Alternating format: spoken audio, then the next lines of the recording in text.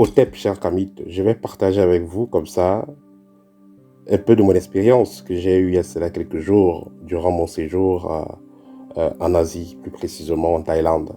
J'ai visité la ville de Bangkok et la ville de Pattaya. À Bangkok, j'ai visité une pyramide et à Pattaya, j'ai visité le temple du Bouddha. Certaines personnes qui ne comprennent pas encore ce qu'on est en train de faire vont commencer à critiquer. Ben, qu'est-ce que j'allais faire chez les bouddhistes et tout ça? Non. Notez que le peuple asiatique, on va dire que ce sont les descendants des négro-africains. Donc les Asiatiques ont eu la connaissance venant de nos ancêtres. Et c'est ce qui m'a donc fallu dans cette visite-là pour aller voir les choses, toucher les choses du doigt. Ça m'a permis, comme ça, de comprendre la grande liaison, la façon d'interférer avec le monde invisible que les Asiatiques jusqu'à présent ont gardé. Vous allez voir par exemple, déjà à l'entrée des temples, que ce soit le temple du Bouddha, à l'entrée du temple du Bouddha par exemple, vous verrez deux grands dragons avec chacune des têtes à gauche à droite subdivisées. Voilà, la symbolique est assez précise dans le monde invisible, ça renvoie tout simplement à la protection et aux dimensions dans lesquelles ces dragons ont de l'action. Quand vous verrez à l'entrée de la grande pyramide que vous allez voir à Bangkok, vous verrez donc à l'entrée de cette pyramide-là, il y a des symboles assez mystiques, mais également, il y a également deux gardiens. Et ces gardiens-là, ça renvoie aussi, quand vous allez dans certaines chefferies africaines, vous verrez souvent aussi des masques, vous verrez des statuettes armées. Plus précisément, vous verrez des statuettes armées. Donc ça renvoie justement aux génies qui sont consacrés à garder le temple. Si vous venez avec les mauvaises intentions, vous pouvez être stoppé. Et je vous assure, de les tests du doigt, les vibrations sont assez hautes. Et là, je dis quand même le respect. Alors, vous verrez aussi des petites statuettes dans des petits enclos, je vais dire, une forme des hôtels en fait, des hôtels.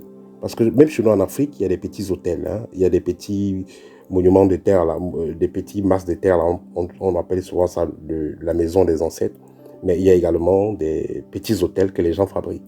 Ben, chez les Asiatiques, vous voyez comment ils fabriquent les hôtels rituels.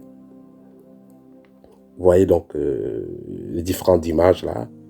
Ça, ce sont des hôtels rituels. Et il faut noter que les hôtels rituels sont à l'extérieur. Il y en a que vous allez retrouver à l'extérieur de certaines maisons. Et il y en a que vous allez retrouver à l'intérieur.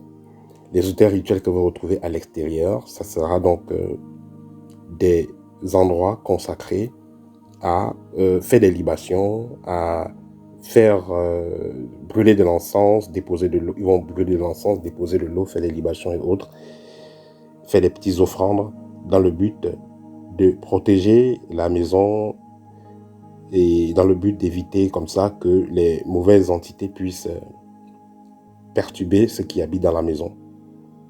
Donc ça confirme que les Asiatiques, plus précisément les Thaïlandais, ils ne négligent pas l'existence du monde invisible, la présence et la capacité de leurs ancêtres d'interférer dans le monde des vivants.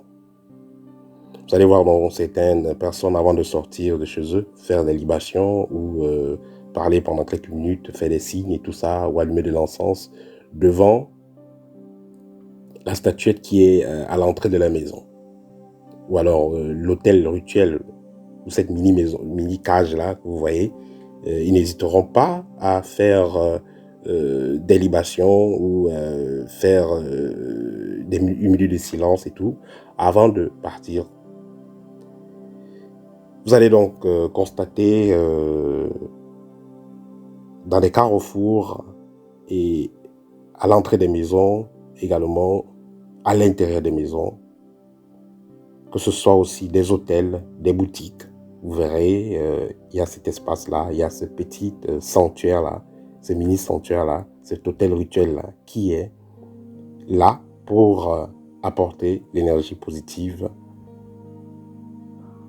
un rayonnement positif à ceux qui y habitent.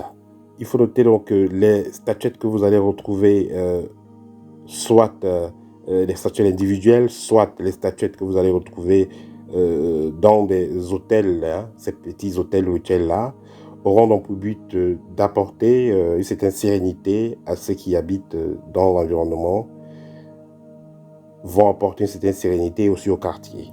Et vous verrez, moi, pendant les à peu près 20 jours que j'ai fait, j'ai pas vu d'accident, j'ai pas vu de bagarre. Vous voyez, donc ces génies-là, ces endroits consacrés-là, on pourra dire que ça a quand même un certain, ça porte quand même certaine positivité.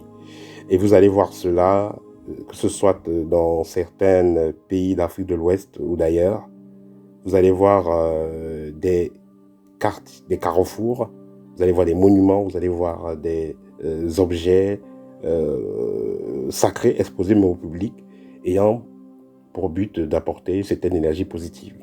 Donc ça, c'est, on va dire, cette pratique qui est donc faite par les Asiatiques, plus précisément ces Thaïlandais-là, c'est directement lié à la culture négro-africaine. Voilà. Voilà. Ensuite, au niveau de l'alimentation, je vais vous dire que l'alimentation, c'est beaucoup plus des produits de mer et il y a de la viande aussi qui se mange. Mais ce qui était intéressant pour moi dans l'alimentation, c'est le fait qu'il y ait beaucoup de crudités qui accompagnent les aliments. Voilà. Manger les crudités, manger bio, ça c'est bien. Voilà, c'est vrai qu'il y a la nourriture moderne qui vient, mais quand vous allez dans les plats traditionnels, il y a beaucoup de crudités. Et ça, c'est très intéressant. C'est très important pour le taux vibratoire. Au niveau de la mentalité, je vais dire qu'ils sont assez accueillants. Voilà, ils sont assez accueillants. Et cela témoigne aussi quelque part d'un taux vibratoire élevé de la ville. Parce que avec les, je vais dire, les petites offrances qu'ils font, la communication avec le monde invisible qu'ils font, ça permet quelque part aussi que le taux vibratoire soit haut dans la ville. Et j'ai pas quand même vu des sacrifices d'animaux, hein. J'ai pas vu des sacrifices d'animaux sur les statues et tout, non. Ou sur des hôtels rituels, non. Ce que je voyais qu'ils offraient, c'était des jus, de l'eau et de l'encens. Alors, pour revenir au niveau en ce qui concerne des pyramides, vous observez donc cette pyramide avec, il y a des personnes qui sont dessinées, qui sont sculptées, je vais dire. Voilà, ça va symboliser le travail, ça va symboliser aussi les génies, ça va symboliser l'histoire de ce peuple-là. Ce qui est important est de noter que la pyramide, peu importe les pyramides que vous verrez, que ce soit en Asie et aussi en Amérique, parce qu'il y en a aussi en Amérique, tout ça c'est l'œuvre, les traces de nos ancêtres. Voilà, ce qui est important de noter. Alors, il est aussi important de noter que en Thaïlande, on va retrouver assez de pierres précieuses et les huiles essentielles, il y en a de très bonne qualité. Et des encens aussi, hein, de très bonne qualité. Et en ce qui concerne les encens, on en brûle partout. Et j'en ai aussi fait le constat quand j'étais récemment au Maroc. Les gens utilisent beaucoup des encens. Voilà, ils utilisent les huiles essentielles. Bref, les gens ne négligent pas la purification. La purification, c'est quelque chose à prendre très au sérieux. Il est clair que vous pouvez demander de l'aide à vos ancêtres, mais également, il est clair qu'il existe des esprits perturbateurs. Et mon séjour en Thaïlande m'a permis de comprendre que ces gens-là, ils sont très conscients de cela. Et c'est quelque chose qui est même souvent négligé chez nous en Afrique. Avant, c'était fait, les purifications, on va dire, mensuelles, hebdomadaires et tout ça, c'était fait. Mais maintenant, c'est assez négligé chez nous en Afrique. Mais vous voyez, chez eux en Asie, ben, ils le font, presque chaque jour, ils le font. Et voilà, ils le font. C'est important de penser à cela, à se purifier. C'est important. Parce que comme je l'ai dit, il y a des êtres positifs qui sont autour de nous, il y a aussi des êtres négatifs qui peuvent souvent venir perturber. Et si constamment vous travaillez sur le taux vibratoire de l'environnement, je pense que ça permettra d'éviter cela. Travailler sur le taux vibratoire de l'environnement en faisant quoi? En utilisant des encens, en utilisant des huiles essentielles. Là, ça sera quelque chose d'assez bénéfique pour vous. Alors, pour finir, ce voyage en Thaïlande m'a permis donc de comprendre, de palper du doigt la trace de nos ancêtres. Voilà, parce que je me suis quand même, j'ai quand même reconnu, j'ai quand même ressenti la tradition kamite dans leur façon de vivre, c'est-à-dire être conscient qu'il y a un monde invisible qui agit sur le monde physique et être conscient que le monde invisible n'est pas que peuplé, les êtres qui sont autour de nous, ce ne sont pas que nos ancêtres qui sont là pour nous aider, mais il y a aussi certaines entités dont il faut faire attention et la purification, c'est quelque chose à faire autant que possible. Quand vous voyez donc des statuettes à l'entrée des maisons, dans des carrefours, à l'intérieur des maisons, dans des boutiques, à l'intérieur des boutiques, même dans des bars, vous voyez à l'entrée les statuettes. On va dire qu'elles ont un rôle assez précis. Vous aurez donc des statuettes pour protéger l'environnement, pour éviter les accidents.